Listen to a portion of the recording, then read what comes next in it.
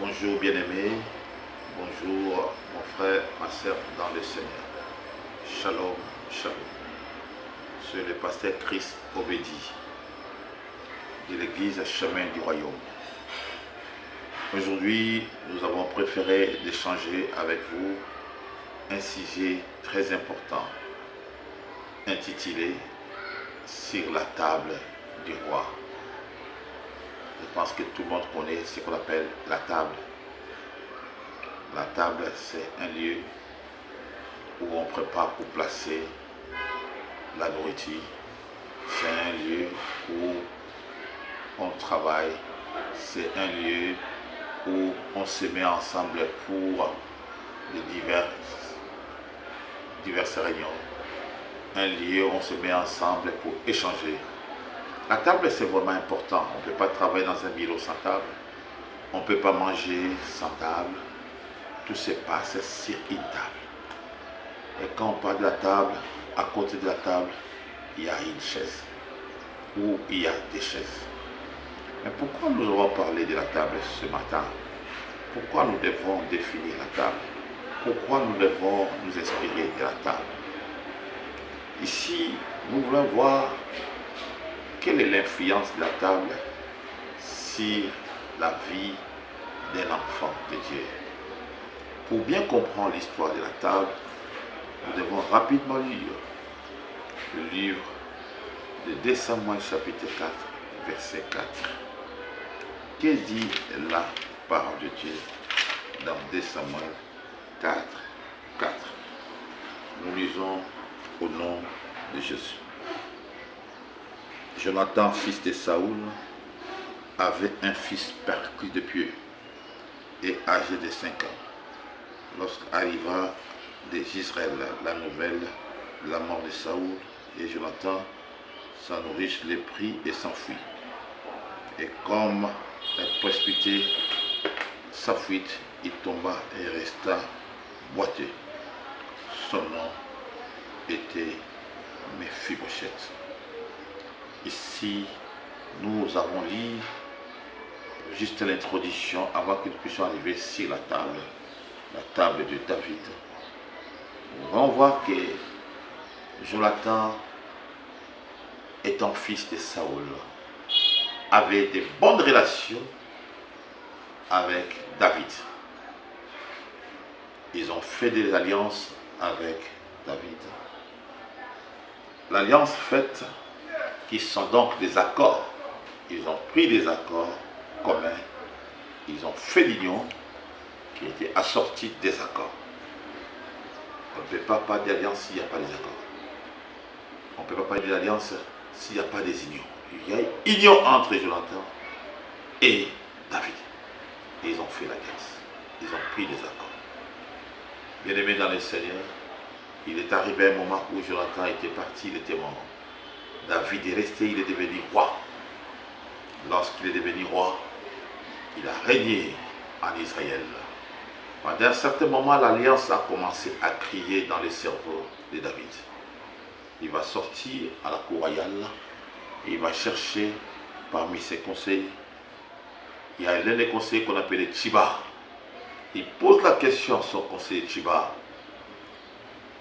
Y a-t-il quelqu'un de la famille de Saoul que je veux faire du bien? Autrement dit, y a-t-il un enfant ou des enfants que Jonathan a laissé? Parce que Jonathan était lié avec Saoul qui était son père. Le roi David pose la question de savoir s'il y avait quelqu'un qui existait encore. Donc il avait perdu les coordonnées. Il avait perdu des connaissances. Il avait perdu des contacts. C'est comme toi qui me suis. Tu avais des bons contacts avec les gens, mais les gens t'ont oublié. Tu n'as plus leurs contacts, tu n'as plus leur téléphone. Tu ne sais plus encore retrouver les gens à qui étaient tes amis de l'enfance. Mais aujourd'hui, ils sont élevés. Ils sont devenus des grandes personnalités. Et tout bien, toi qui me vois, vous qui me regardez, vous êtes élevés au niveau très élevé. Vous avez besoin de voir vos amis, mais vous avez perdu les contacts. Vous ne savez pas voir les contacts. Tout homme normal peut poser la question à ses conseillers. Est-ce qu'il y a-t-il quelqu'un de telle famille que je vais faire du bien? David a posé la question à Tchiba.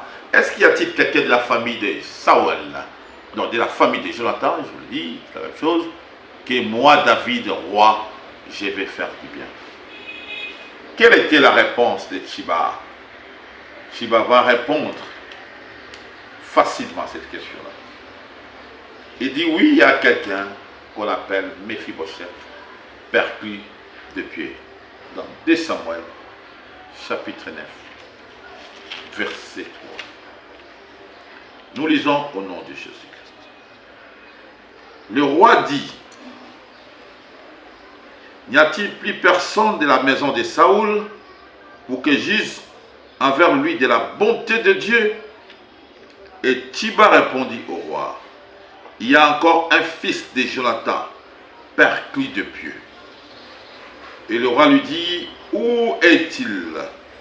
Et Tchiba répondit, ô roi, il est dans la maison de Maki, fils d'Amiel, à Lodébar.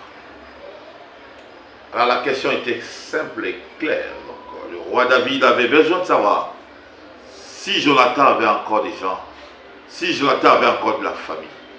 Parce que par rapport à l'alliance commençait à déranger le roi David. Il dit, mais à cause de cette alliance que j'ai faite avec Jonathan, qu'est-ce que je peux apporter de cette alliance? Quel acte pourrais-je poser pour justifier mon alliance avec Jonathan? Il pose la question à Tchiba. Tchiba dit, oui, il y a quelqu'un qu'on appelle Méphibosheth, perclus de pied. Mais moi, je pose la question, pourquoi il devait présenter la défaillance ou le défaut de Méphibosheth? Et c'est important de dire encore perclus de pied. Pourquoi il devait présenter ses défauts? Est-ce que le roi avait besoin de ses défauts? Non, le roi n'en avait pas besoin. Ça, c'est l'homme humain. Mais il le fait sciemment, il le fait à dessein. Il y avait un édicte, une loi promulguée en Israël que les boiteux, les gens qui étaient perclus de pieux, ne devaient pas accéder dans le palais royal. Et jaloux qu'il était Tchiba, quand le roi dit « je vais faire du bien », alléluia, un roi veut faire du bien. Vous comprenez un peu la profondeur de cette phrase. Le roi dit « je vais faire du bien ». Et Tchiba regarde, depuis que je suis avec ce roi, il ne m'a jamais prononcé cette phrase. Il m'a dit qu'il va me faire du bien, pendant que je le sais, pendant que je suis avec lui tous les jours. Mais comment faut-il qu'il fasse du bien à l'un de la famille de Jonathan? Voilà pourquoi il dit, je vais lancer cette phrase pour décourager le roi.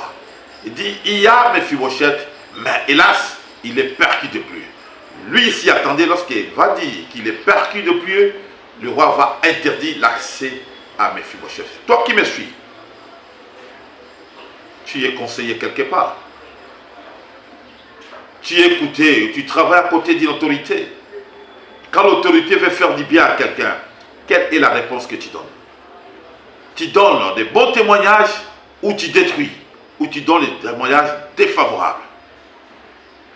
Change mon frère, change mon frère. Nous appelons à tous nos frères et sœurs qui travaillent auprès des autorités. Vous devez toujours donner des bons témoignages pour aider l'autorité.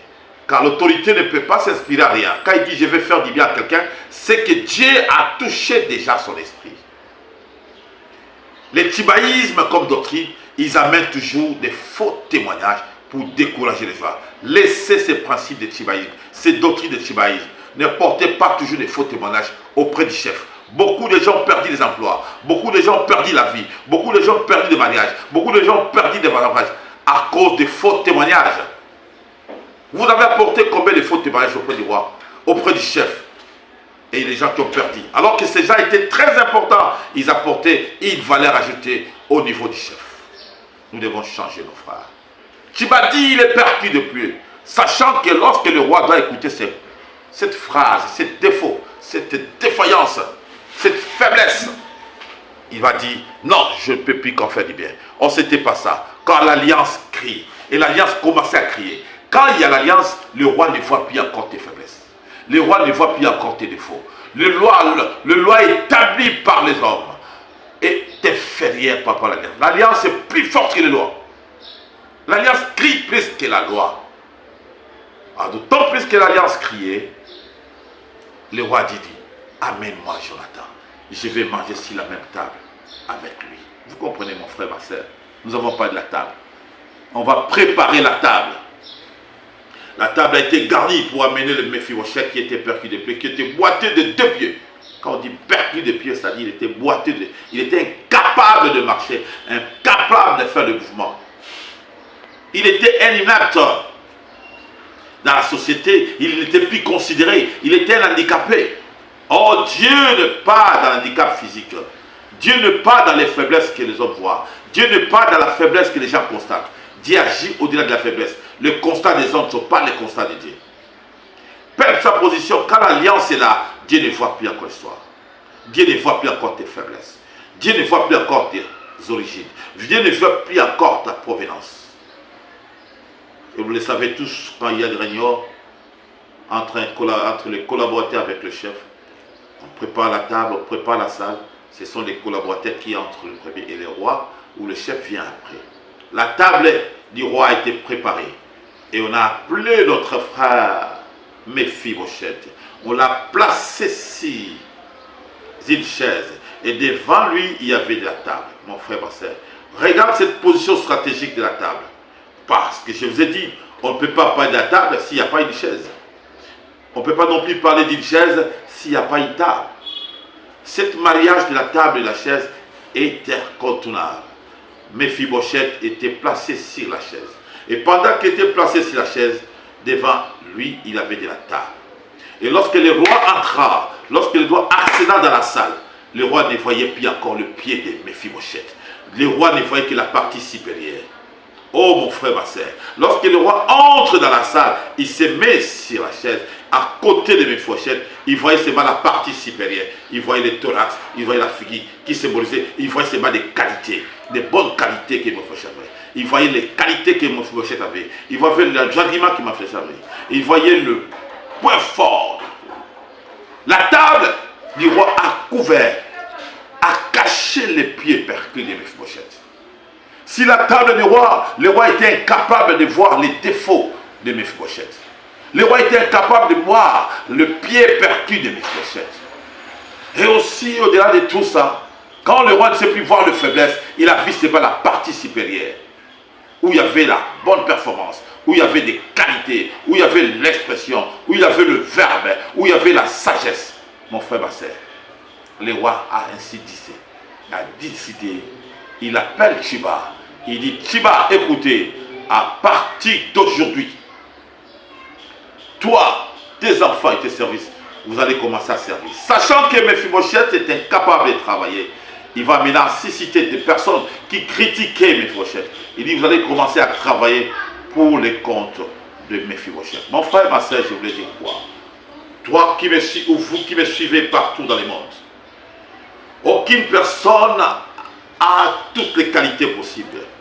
Seul Dieu est hyper important, hyper compétent. Chaque homme a des qualités et des faiblesses. Mais quand tu viens dans le Seigneur, quand tu acceptes Jésus-Christ comme Seigneur Sauveur, tu fais alliance avec Christ. Tu fais alliance avec Christ. Et quand tu as une alliance avec Christ, comme l'accepter comme Seigneur Sauveur, Dieu se souviendra de l'œuvre de la croix. Si la croix du Christ de Golgotha, Jésus n'est pas mort pour les bons. Jésus n'est pas mort pour les saints. Jésus n'est pas mort pour les gens qui étaient déjà des pasteurs, tout ça. Jésus est mort pour le péché. Jésus est mort pour les gens qui avaient des défaillances. Jésus est mort pour les gens qui avaient des défauts. Jésus est mort pour les gens qui n'avaient pas la qualité, les bons témoignages. Jésus est mort pour les gens qui avaient des problèmes compliqués. Les gens qui avaient des percus de pied, qui avaient des problèmes. Les gens qui avaient des péchés. Les gens qui étaient des voleurs, des empiriques et consorts. Jésus est mort sur la croix à cause de ces gens. La table du roi est symbole de l'œuvre de la croix. Si la croix, Christ a dit, Père, je rends mon esprit. Et tout est accompli.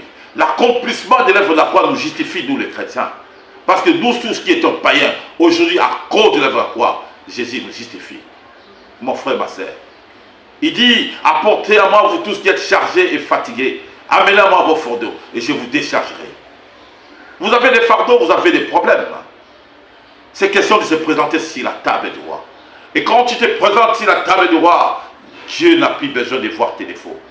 Il voit l'alliance à cause de l'œuvre de la croix. Dieu est lié par l'alliance de la croix. L'alliance, la croix de Jésus-Christ nous lie. C'est une alliance de Jésus avec mon Père. Et nous sommes sauvés par cette alliance. Dans l'alliance, on ne voit plus encore des défaillances. On ne voit plus encore des défauts. On ne voit plus encore des bêtises. On ne voit plus encore des péchés. On ne voit plus. Mon frère, ma soeur, toi qui me suis, peut-être tu es déjà découragé. Tu dis, j'ai fait ça, j'ai fait ça. Dieu n'aura plus encore pitié de moi. J'ai commis ça, Dieu n'aura plus encore compassion. Non, souviens-toi de l'œuvre de la croix. C'est l'alliance par laquelle Jésus est lié par Dieu. C'est cette alliance qui nous sauve, mon frère. Présente-toi sur la table du roi. Dieu ne verra plus encore tes pieds petits. Dieu ne verra plus encore tes faiblesses. Il ne verra plus encore tes défauts. Ne te souviens pas des paroles de découragement comme Chiba. Il y a toujours les gens qui t'amèneront des paroles de découragement. Il dira, non mon frère, ce que tu as fait là, Dieu ne peut plus t'agréer. Il y a des gens qui chassent les gens à l'église. Il y a des Chibas qui chassent les gens. Par leur comportement, ils disent, non, ce que tu as fait là, c'est fait. Qui est-il de juger un enfant de Dieu? Personne ne peut juger parce que tous nous comparaîtrons devant le Seigneur. L'alliance crie très fort.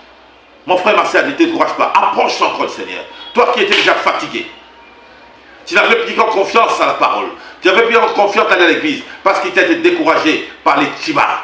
Il y a plein de Chibas dans les églises. Il y a plein de Chibas, les gens qui viennent décourager les enfants de Dieu. Il y a des enfants de Dieu qui veulent faire des grandes choses. Ils disent non, ne faites pas ça. Ils découragent les gens. Non, mon frère, ne suis pas les Chibas. Soyez comme David. David n'a pas suivi Chiba. Il a suivi l'alliance. Il a dit à cause de l'alliance, même s'il y a une loi qui a été établie, promulguée, qu'aucun perclus ne peut entrer dans le palais royal. Lui n'a pas vu ça. La loi était là, mais l'alliance était au-dessus. Mon frère, ma soeur, l'alliance est là. L'alliance crie encore. L'alliance est là. L'alliance t'appelle. L'alliance est là. L'alliance te réclame. L'alliance te dit, ne vois plus tes défauts. L'alliance signifie, la croix de Jésus-Christ nous justifie. Viens. Viens avec tes fardeaux. Présente avec tes fardeaux. Venez avec tes défauts. Ne te décourage pas. Rentre dans le Seigneur. Tu étais déjà fatigué. Le Seigneur a encore besoin de toi. Ne rentre pas derrière. Ne regarde pas les chibas. Ne regarde pas les mauvais conseils. Ne regarde pas les défauts que tu as. Tu te culpabilises. Viens au Seigneur. Il est là. À cause de l'alliance, Dieu ne verra plus tes défauts. Il dit au contraire, David dit au contraire à Chiba, à partir d'aujourd'hui, vous allez commencer à travailler pour le compte de Mephibosheth. Tuez Mephibosheth ce soir. Venez avec tes pieds perquis. Venez avec tes problèmes. Lorsqu'il se présentera sur la table de Jésus. Lorsqu'il se présentera sur la table du roi. Dieu ne verra plus tes défauts. Dieu t'appelle, mon frère, ma soeur. Viens. Approche-toi du Seigneur. Même si tu étais tombé 10 fois, approche-toi. Même si tu as fait du mal, approche-toi. Le Seigneur a besoin de toi. Fais la repentance. Répands-toi. Et Dieu ne verra plus encore tes pieds percus. Dieu ne verra plus encore tes défauts. La table du roi, qui est la parole. La parole de Dieu nous efface nos défauts. La parole de Dieu éloigne du mal. Quand tu te présentes devant la parole te justifie même. Répentez-vous, car Christ a prêché la parole de la repentance. Quand on se répand, c'est-à-dire on se présente devant la table du Seigneur, Dieu oublie tes péchés. Nous sommes l'église du chemin du royaume, du pasteur Christ Obédi. Suivez-nous sur notre chaîne YouTube le dimanche prochain. Amen. Amen.